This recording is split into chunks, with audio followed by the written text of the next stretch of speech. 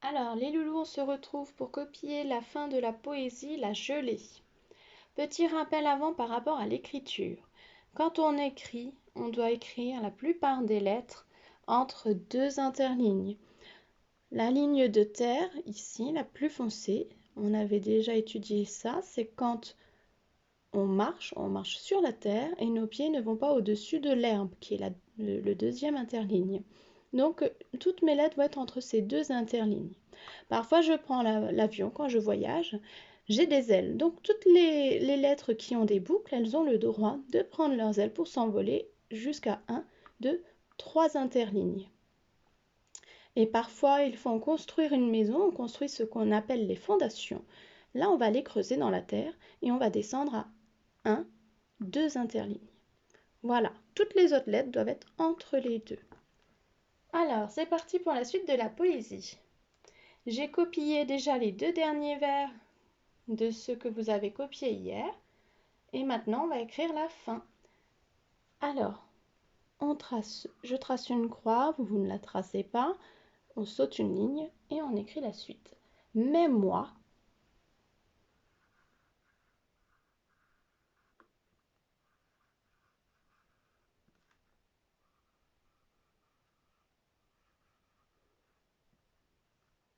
virgule, à la ligne. Je sais bien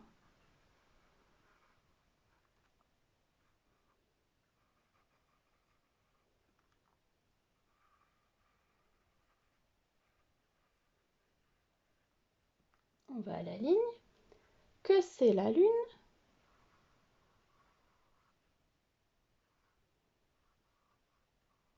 que c'est la lune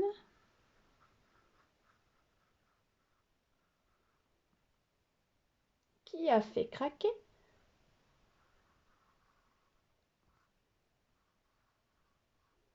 qui a fait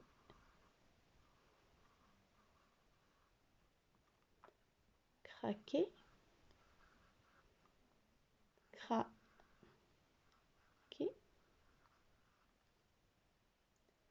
tous ces colliers. Tous ces colliers.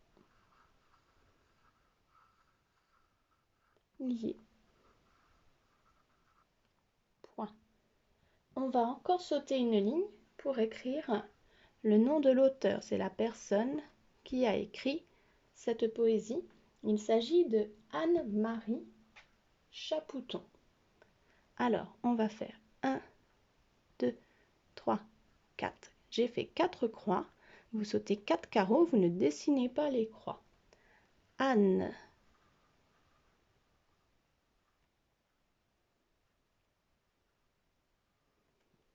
Tiret. Marie.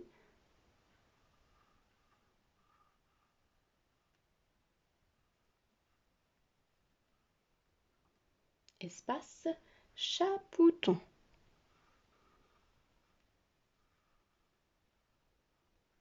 Alors là, je suis bloquée. Vous devez descendre encore d'un interligne.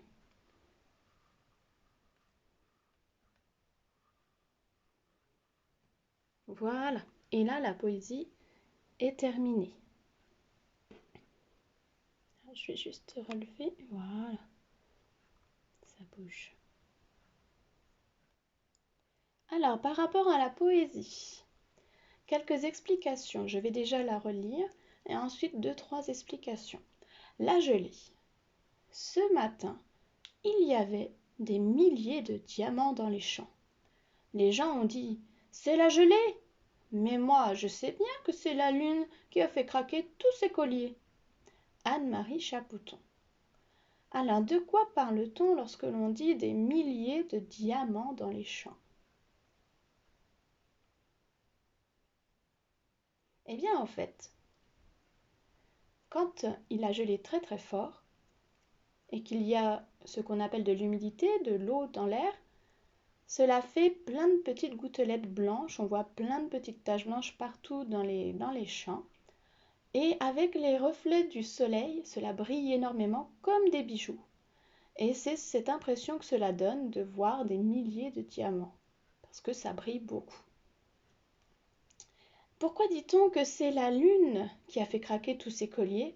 Eh bien parce que la lune, elle est grise, elle est argentée, elle est dans le ciel et du coup, elle fait un petit peu rêver et on a l'impression de voir un bijou dans le ciel, comme un collier qui brille puisqu'il est aussi de couleur grise, grise ou des fois elle est aussi blanche ou avec des différents reflets et ça nous fait penser donc à des colliers d'argent. D'où c'est la lune qui a fait craquer tous ces colliers. Voilà, donc je vous laisse apprendre cette poésie. On va apprendre les 6 premiers vers pour lundi.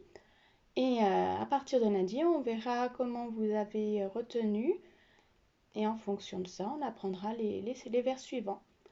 En attendant, je vous souhaite un bon week-end.